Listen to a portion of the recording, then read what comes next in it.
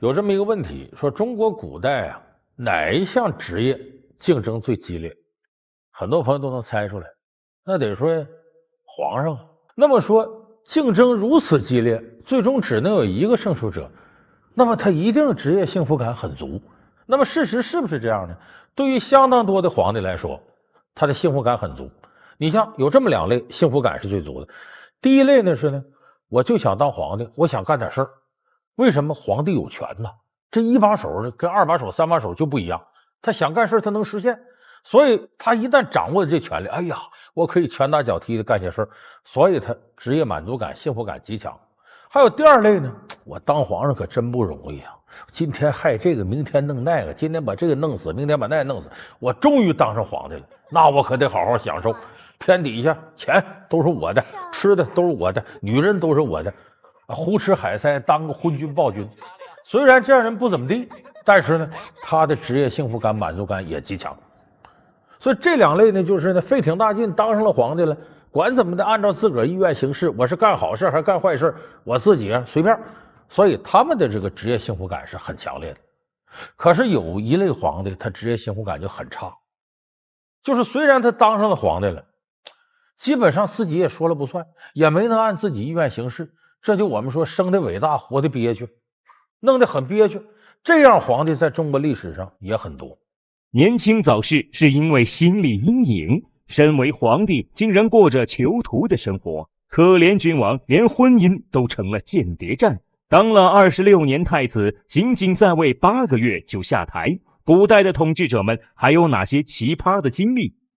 那么这类皇帝里头呢，他可不是全一样，他有多种多样不同的表现特征。咱先说他三大类啊。第一类是什么？这个皇帝待的不消停，说白了，皇上位置不稳。这类皇上往往活得憋屈。在这方面，中国历史上有个出了名的憋屈的皇帝，他是谁呢？唐朝时候的唐顺宗李诵，他爸爸呢是唐德宗李阔，他爹身体太硬实了，把他弄得当了26年太子。咱们有个电视剧说，这个当时唐朝时候的蜀国呢，人家派歌舞团来，到皇宫里头，这皇上唐国强演的，哎呀，这高兴，跟着唱歌，跟着跳舞。唐国强演这个就是唐德宗李阔，就是唐顺宗李诵的爸爸。这老爷子特别硬实，天天还又是秧歌又是戏的。这个李诵看自个儿爹就来气，为什么呢？当时唐朝环境是什么？宦官专权，藩镇割据，安史之乱之后，这一大堆烂摊子等着收拾。他老早就想跟自己爹商量怎么收拾这烂摊子，可是他爸爸呢不理这事。哎呀，过一天算一天，我眼睛一闭，管那么多干嘛？我天天就是唱歌跳舞啊，我就是武林大会加中国好声音啊，别的我也不管。所以这个李诵憋着一肚子这个想法，什么时候我说了算？26年过去了，好不容易把他爹铐死了，他当上皇上。从今日起，朕要实行新政，域外安邦，使我大唐焕然一新，让我大唐重现开元盛景。吾皇万岁万岁万万岁！这一当皇上说憋26年，这劲头得多大？我不得拳打脚踢干点事儿？首先我得研究，跟大臣研究怎么把这宦官弄走，削权，再藩镇割据，让他们纷纷把兵都给我交出来，我要换人。这正太师，皇上，郑太师为大唐立下不少功劳，望皇上开恩。是啊，禀太后，老臣认为皇上年少，容易受人蛊惑。如果连老臣都有污点，那么请问谁还能够当得辅佐朝纲的大任？臣请皇上严惩。请皇上严惩。皇上不可听一面之词，请广开贤路。皇上，今日退朝，明日再议。皇上有旨，退朝。唐朝到那个时候，宦官专权，藩镇割据，不是一天两天了。说白了，这个局面形成比这李诵岁数都大，你想轻易的给搬过来，所以他这一上来整懵了。结果宦官和藩镇呢联手起来，来对付这皇帝。你们以为我的权力是怎么来的？我是为大唐建立了赫赫战功换来的，我就会这么轻易的交出兵权吗？皇上，老臣要是不交呢？大言犯上，朕可治你谋反之罪。大唐地下流的是谁的血？大唐基业是谁的尸骨奠定的？母后，结果既得利益集团要那么容易被你弄掉，那还能叫既得利益集团吗？连大臣带宦官带藩镇联名上书，干嘛呢？皇上你下去吧，你当不了皇上，你回去吃喝玩乐吧，你再一天大唐就让你给毁了。最后朝野上压力太大，没办法，干了8个月皇帝啊，这唐顺宗李诵自己辞职了，压力太大了。辞职之后他越想越窝囊，当年就死了。所以这是第一类，就是皇位本身就不消停的，所以他属于那种憋屈皇帝，职业幸福感极低。还有第二类呢是呢，压根就一点说了都不算，就咱们经常说的傀儡皇帝。那么这样的皇帝在位时间还长，我说这个典型，在位长达34年，谁呢？大清倒数第2个皇帝光绪。光绪皇帝4岁即位，慈禧太后垂帘听政，一直到38岁中毒而死，在位34年。咱先得说光绪呢，他不是慈禧的亲儿子，同治皇帝是慈禧生的。光绪呢，名字叫爱新觉罗载湉，是亲王的孩子。说为什么说同治死了之后就轮到光绪了呢？这是慈禧挑的。跪拜一叩首，再叩首，万岁爷，你不是就让坐一会儿吗？再坐会儿，再坐一会儿。放开我！放开我！万岁爷，放开我！万岁爷，因为你挑别的皇帝啊，10来岁、20多岁，人家亲政，你就无法垂帘听政。4岁皇帝那好，慈禧第2次垂帘听政。当年同治继位时候小啊，我垂帘听政；这光绪也小啊，还得两宫太后慈禧、慈安垂帘听政。说白就慈禧说了算。慈禧能够扶光绪上来，是因为可以顺利的第2次垂帘听政，把持大清朝政。慈禧想怎么摆怎么是。光绪皇帝压根就一点说了都不算，就咱们经常说的傀儡皇帝。这傀儡皇帝窝囊在哪儿呢？他说了不算，但是所有的号令还得从他嘴里出，奉天承运、皇帝诏曰都得他下诏书。不管有什么变化，大臣跟他一禀奏，他一转身得问别人，别人说怎么他就怎么的。你这个皇帝当的多没意思！待一会儿皇上10几岁了，该亲政了，慈禧没办法得交权呢，交出去，他有办法控制光绪。皇帝、皇后的职责是统领6宫，也是母仪天下之典范，地位至为重要。终身大事，儿臣不敢擅专，恭请圣母皇太后做主。你心目中的皇后人选也必定合我的心意，你选吧。当时光绪说了不算到什么程度？不光是朝政，娶媳妇儿他一点都说了不算。慈禧把自个儿侄女嫁给了光绪，就是后来的隆裕太后，就抱着小宣统皇帝那个退位那个太后，隆裕太后，大长脸、小眼睛、含胸驼背，很不像样，反正也挺丑的。叶赫那拉氏品貌贤淑端庄，注册封为皇后。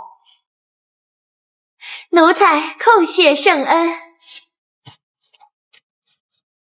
说为什么这么丑？你慈禧你挑个好看点。慈禧有她明确目的，就是你亲政以后，我得找人看着你。谁来看着呢？我让我亲侄女，我放心。说白了就是搁到你身边一个间谍，有啥情况赶紧向我汇报。人家间谍都美女间谍，他不管了，反正跟我是亲，我亲侄女。就这么着，隆裕太后当时就是跟着光绪。你想想光绪得多窝囊啊！当时朝臣分2派，为帝党后党就跟着慈禧太后的，跟着皇帝的。其实光绪皇帝在位的时候有个大事，戊戌变法。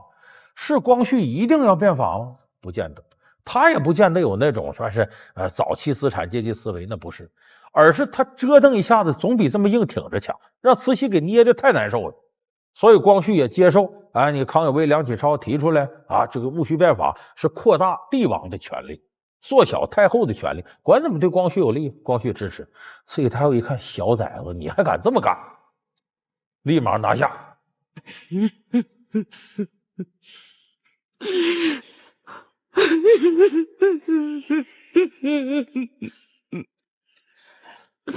我教出了这么个糊涂皇帝，培养出了爱新觉罗最不孝的子孙。怎么处理光绪呢？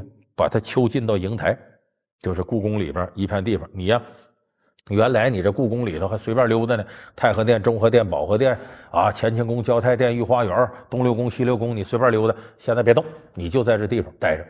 就事实上在皇宫里搁个监狱，你在里蹲监狱吧，一直蹲到就等于是慈禧太后归天。后来这光绪死了，38岁就死了。死了，现代科技手段呢，就查他留下的头发和头骨化验，发现他不是正常死亡，是中了砒霜的毒。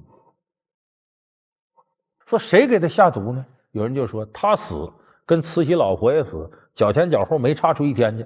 慈禧怕自己一旦死了，光绪收拾不住，再把他坟给掘了啊，这干脆我也把你弄死得了。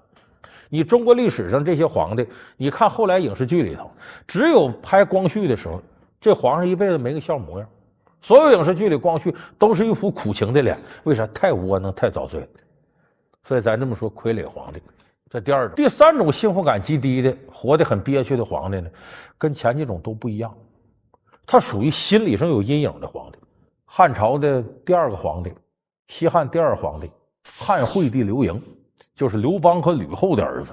他打小啊让他爹给坑，到大了他当上皇帝让他妈给坑，坑的最后这个人就精神病了，最后胡言乱语是病死的，24岁就死了。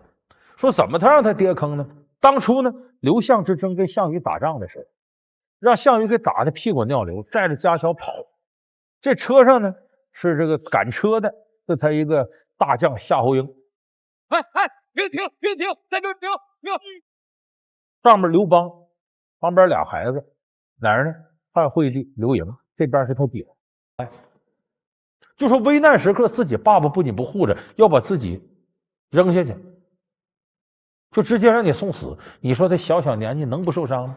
这还不算，到他一点点大了，他是太子啊，肯定是要继承皇位的。可这时候呢，刘邦呢不待见吕后，宠幸一个偏妃叫戚夫人，姓戚，亲戚的戚。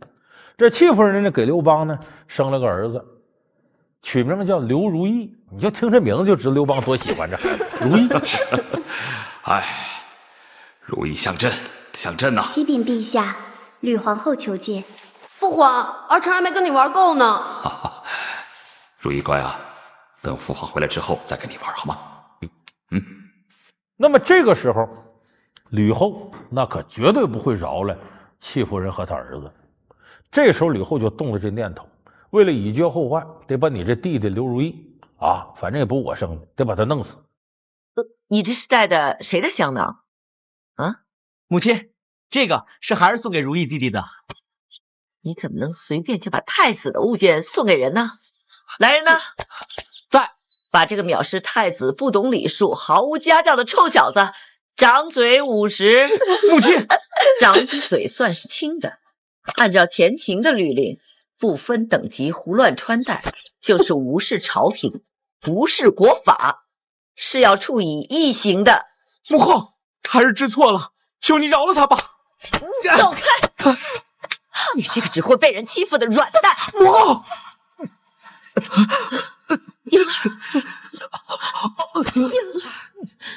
这个刘盈啊，打小受人欺负啊，爸爸不待见他，他这个人软弱是软弱，但是确实是仁慈宽厚。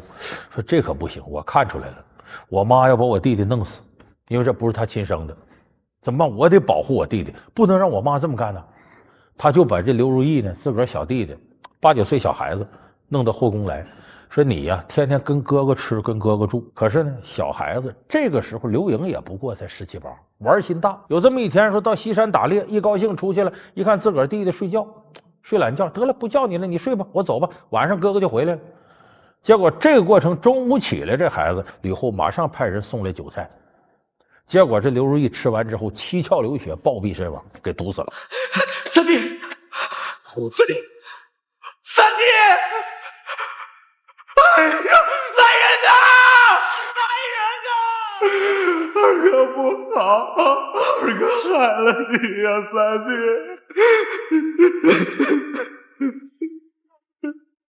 早晨起来，小孩睡得跟天使似的，晚上回来手脚冰凉，七窍流血死了。你说说，对这个刘盈刺激得多大？我妈怎么能这么狠呢？哎，他心里头，这时候人在这时候心里就扭曲了，就感觉到这活着还有什么意思？我妈这么狠，这人间哪有温情在？就在这时候，吕后一看自个儿子太软，这人怎么能治理天下呢？我得锻炼锻炼他，让他心如铁石。想什么办法呢？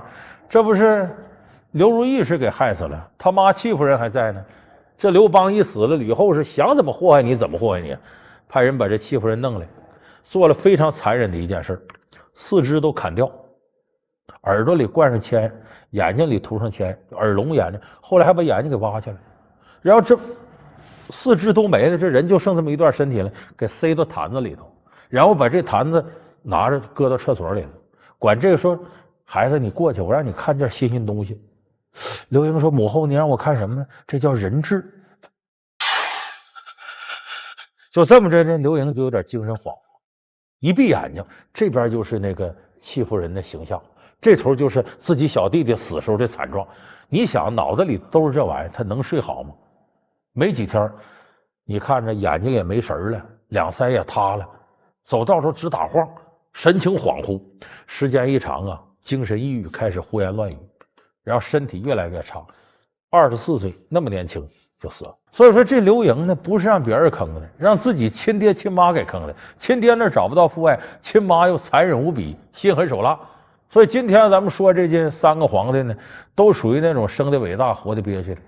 就说皇位呢，他为什么会出现这个情况？比如说皇上我都说了算，你可不要以为皇上啥事都说了算，因为他的位置太重要，牵扯到多方的利益。那么皇帝就是多方利益的一个平衡点，你能平衡，你说了算无所谓。可是你平衡不了，那么这些利益就会把你往高了折腾，往低了折腾，来回摇摆。你扛折腾，你雄才伟略，像康熙那样可以；你不扛折腾，最后你要么像李宋那样直接就下台，要么像光绪那样窝囊一辈子，要么像刘盈那样心里扛受不了，最后自己死了，自寻死路。所以说，皇帝这个位置虽然是职业竞争最激烈的岗位，也是一个极容易下岗的职位，它既是个幸福感极强的职位，也是一个活得憋屈的职位。同时还有一点，这个岗位是心理压力空前大的一个岗位。所以为什么很多皇帝说世世代代勿生于帝王家，你经历过之后就知道，这属于万人之上这个位置，那是高处不胜寒，不那么好当。咱们国家呀取消了晚婚晚育的那个假期，希望大家呢结婚提前一点。说为什么把这取消了呢？如果大家都晚婚晚育，我们知道这个问题就来了，就是两辈人之间呢，这距离越拉越大。说你这原来咱们6个人养活一个退休老人，现在弄这2个人养活一个退休老人，这所以咱们现在这个养老金上的缺口问题就出现了。所以我们现在国家就改变了这个政策，要调整，要取消晚婚晚育。那么说中国古代有没有这类政策这类问题呢？你比方说你看那个同样的大唐，那疆土比现在中华人民共和国疆土还大，那么广阔的地方，开发靠啥？打仗靠啥？靠人。所以人口的多与少决定了一个帝国的兴衰。所以中国封建王朝100%的都有针对人口方面的政策，这个政策无一例外从来没有过计划生育，全部是鼓励你早结婚多生孩子。你看这年龄，我们今天说晚婚指什么？而男女反正过30，基本就大龄的男女青年就都肯定是晚婚了。中国古代也设置了一个晚婚界限，就说你男的呢15到20之间必须要娶媳妇儿，女的13到17之间一定得嫁出去。有人说这是不是太小了？它跟什么有关？跟人口寿命有关。我们中国人现在平均寿命到了70岁了，那你说你30岁结婚，过去人的平均寿命40多岁，你想想结婚能不早点吗？你能活多少年呢？你不抓紧时间生孩子？为什么？生孩子是给社会做贡献，繁殖生育延续人口。所以历朝历代都有这政策，说你15到20之间男的不娶媳妇儿，政府罚你；13到17你女的不嫁出去，政府罚你。咱们都知道有个历史故事，司马相如就大龄青年了，20多岁了，娶不着媳妇儿，到人家富商家里头弹琴，吸引呢寡妇卓文君。说你看这小伙好，小鲜肉啊，俩人好上，他把卓文君给拐跑了。小姐，相如在此等候多时了。今日我们再次相逢，是天意所为。既是天意，就请上路吧。司马相如在汉代那时候，那个岁数娶不上媳妇儿，政府就得罚他。他一看，我还不如拐走一个呢，省着交罚款啊！他因为啥？你必须这年龄结婚生孩子，这样社会稳定，人口一天天增多，这个帝国才强盛。所以后来到元朝时候呢，甚至呢公家设置这个位置叫媒户人。啥叫媒户人？就现在婚姻介绍所，婚姻介绍所私人申请，国家给拨钱。就说凡是有那个男光棍女光棍，你们得想法给配对，让他结婚。因为那时候配对比现在来讲更不容易，为啥？地方大，人口少，交通不便，信息闭塞。如果是公家不插手，利用行政力量给拴对的话，那个人找不着。都说瞎猫碰死耗，哪那么容易就碰得上？所以说那个时候公家出钱建立官办婚姻介绍所，解决这问题。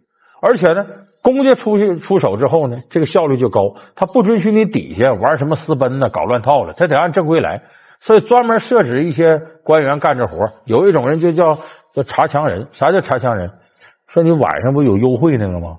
咱都知道崔莺莺、张生跳墙啊，一轮明月照西厢，28佳人巧梳妆，3请张生来赴会，4呼无人跳粉墙。跳过墙，这俩人往一块勾搭。那政府就专门有这个巡夜人，叫查墙人，就找那墙角旮旯看啊，哪黑的地方、没灯的地方啊，有那俩人在那幽会。那逮着之后就得把男的撵走了。为啥？这种私人幽会不允许，得政府让你们配对才行。所以说呀，过去啊，你要真是想着急结婚找对象，比现在难。都说现在说这个大龄剩男剩女找不着，其实那是找不着吗？有时候是心思都在工作上，就不想找。像过年一回家，父母逼婚啊，怎么着，他就不想找。还有的是什么呢？太优秀了，他不愿意降低标准。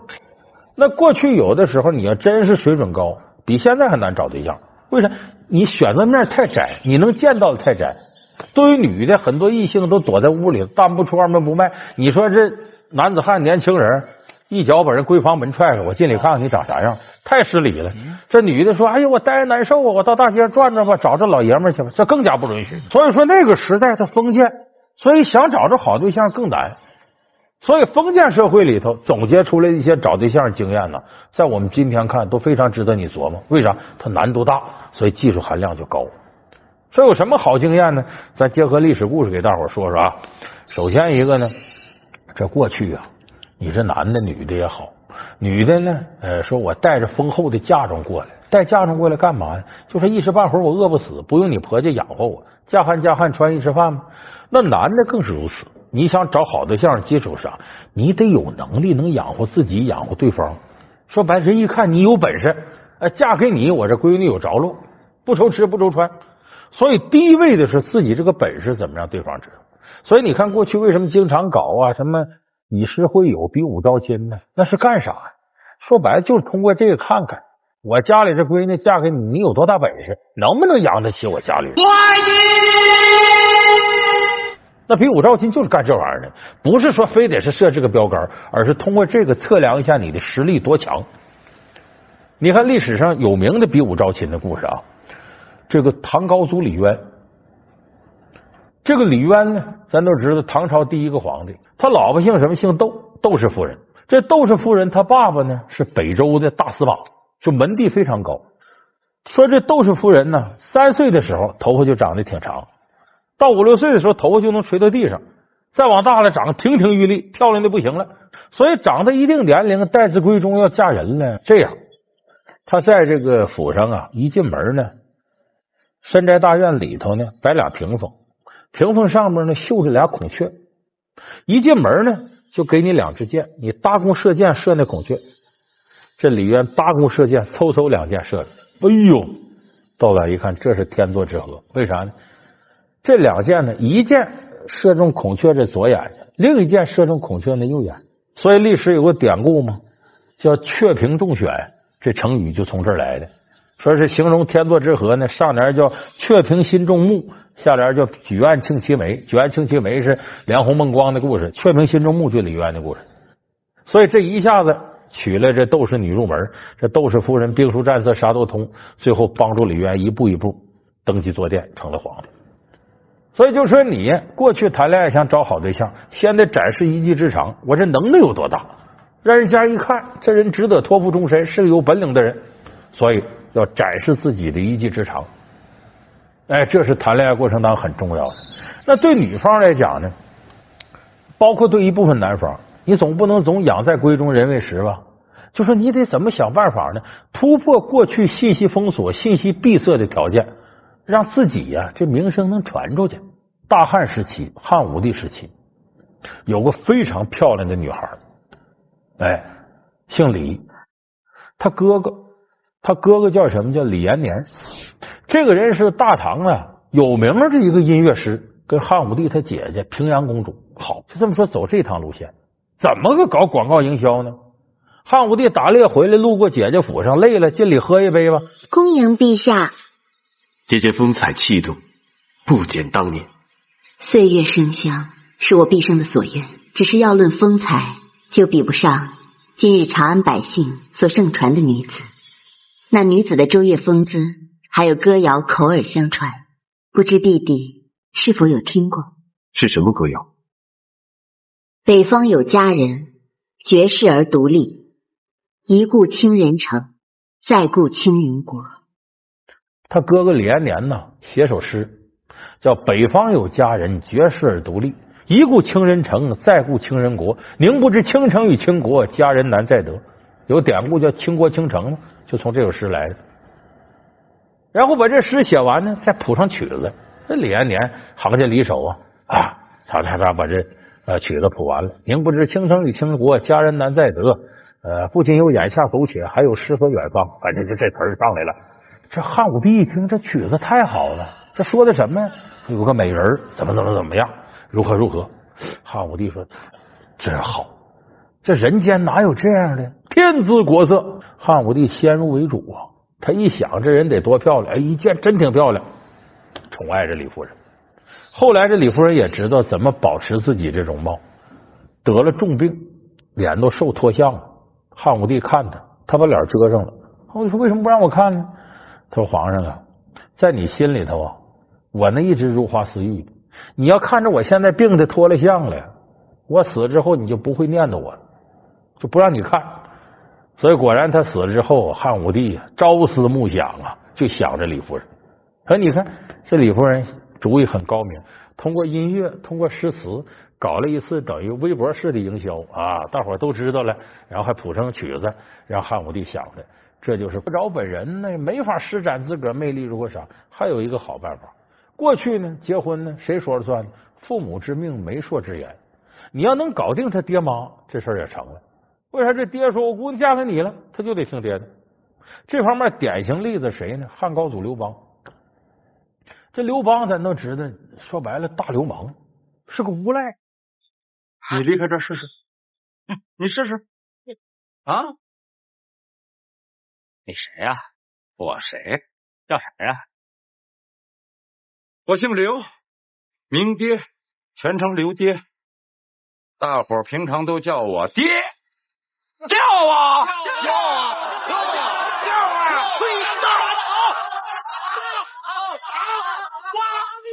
大哥打！我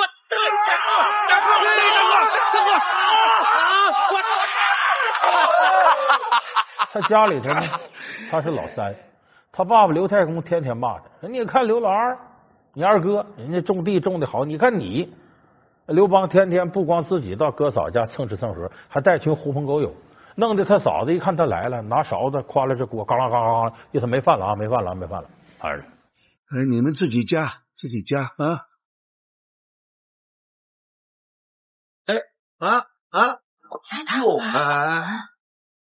豪杰呀！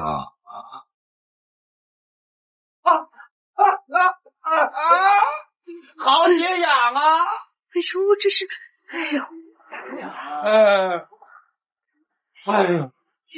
啊，爹呀！哎呦，刘邦后来当个什么官？泗水亭长，搁现在说就小派出所所长，哎，农村派出所所长这么位置。但是混的依然不行，人不人狗不狗的。不光他是个流氓啊，他跟村里头一个姓曹的女的寡妇，俩人鬼混，还有个孩子，不清不楚的。你说谁家愿意把姑娘嫁给他？可有这么一天呢，他听说呀，县里头啊，县太爷他朋友从外地搬过朋友吕太公，家里不光有钱有势，有个女儿叫吕雉，就后来的吕后，非常漂亮。刘邦就动心思，你谁啊？你是谁啊？连我你都不知道？泗水亭亭长刘季。他家有姑娘，估计好糊弄，可是怎么能接近他呢？哎，机会来了。刚来了呢，这个县太爷呢给他造所房子，乔迁之喜嘛，都冲县太爷面子。县城里有头有脸的小头目啥都来道贺，但是这吕太公的眼皮子很高，就说了，来送贺礼的，送1000钱以下的，你就在这个庭院外头，说白整个大排档式桌子，吃点自助餐得了。比这高的进到里头，咱们有单桌一桌一桌的，跟吕太公和县令见面。刘邦哪有钱呢？可胆儿大，不还臊脸。刘季，你怎么来了？来，这不是乔迁之喜吗？凑这个热闹可是要花钱的。多少钱？1000钱方可入席。1000钱啊！刘季1万钱！刘季1万钱！刘大人1万钱！其实他在那吹呢，哪有这钱呢？人家写刘邦1万钱，他大摇大摆往里走。你说你怎么进来？我随1万钱。传到吕太公耳朵，说这个人我跟他不认识啊，叫什么刘邦，泗水亭长，小派出所所长，1万钱可不少了。冲这钱呢，我得见见。区一个亭长居然公1万钱，太公，他也算一个豪杰吧，是我的一个朋友。人嘛还不坏有时做事还很仗义一上去坐这儿，他就打了刘邦长相。对，这个吕太公会看相，会相面。哎呀，这个人这个长相丑不丑，俊不俊的啊，看着有点哪儿还挺讨厌。哎，可是看着有股帝王之气，龙准之相。鼻梁骨这高，什么叫龙准之相？鼻梁骨为准，龙准，鼻梁骨隆起来。这位义士，老夫谢你，多谢捧场啊！我是泗水亭的亭长，叫刘季。以后你有什么事情吩咐？不敢。刚才这个萧大人说了，您是他的挚友，以后还得多多关照啊！客气。既然喝就干。哎，这个人这相貌清奇啊，长得不咋地，可是看样能有出息。我估计他为啥觉得他有出息？谁给你1万块钱，你觉得他有出息？就这么回事，越看越顺眼。哎，刘邦坐在这儿呢，大言不惭开吹上了。哇，这一个小派出所所长讲，我怎么胸怀宇宙，吞吐天下啊！夫英雄成4时之气，游4海之内。开讲，把吕太公就给拿下了。他说这个人真是奇才呀！正好我女儿待字闺中，正是要嫁人的年龄，这都20出头了，给你研究。哎呀，这个英雄可有其事啊？没有，我这能被家里事管着，我要干大事了。大丈夫平天下，当有如此之志啊！既然壮士没有其事，我膝下有一小女。刘邦说：“知道，我早就听说了。”心里说：“我就奔这来的。”这是吕太公就说了：“愿不愿意娶我女儿啊？”1万个愿意啊！表面很精神，我得考察，那他还考察。就这么的，就等于把这门亲事赢下了。吕雉比刘邦小20多岁，就这么的把他父母、把他爸爸拿下了，轻而易举的就结婚了。后来我们也知道，吕雉呢，这个人雄才大略，刘邦其实是对不起他，包括后来辅佐刘邦。可以说，刘邦要没有吕雉啊，这天下能不能打下来也难说。就说你看，把老丈人当初就给拿下了。咱们现在也有的人能使这招啊。这女孩犹犹豫豫呢，我跟你好不好呢？走父亲大人路线，奔家里去帮老丈人干这干那个。老丈人愿意钓鱼，我直接钻水底下把鱼往鱼钩上搁。老丈人喜欢出去玩去，干嘛去？我陪着。老丈人愿意开车，我给你飙车去。这是，哎，现在就有这样人，哎，这也不失是一条道。所以你看，今天我们讲的中国古代人呢，剩男剩女脱单这些办法啊，展示自己一技之长，小范围内做好精妙的广告营销，拿下对方的关键人物，对方的爹妈。其实这些招法，不要以为封建社会过就没用。搁到今天，咱们有些大龄的青年男女，你真想脱单，要相中谁了，不妨也从这3个角度试试。古人已经给我们总结下了无数的先进经验，就看我们从当中能够摘取出什么精华来。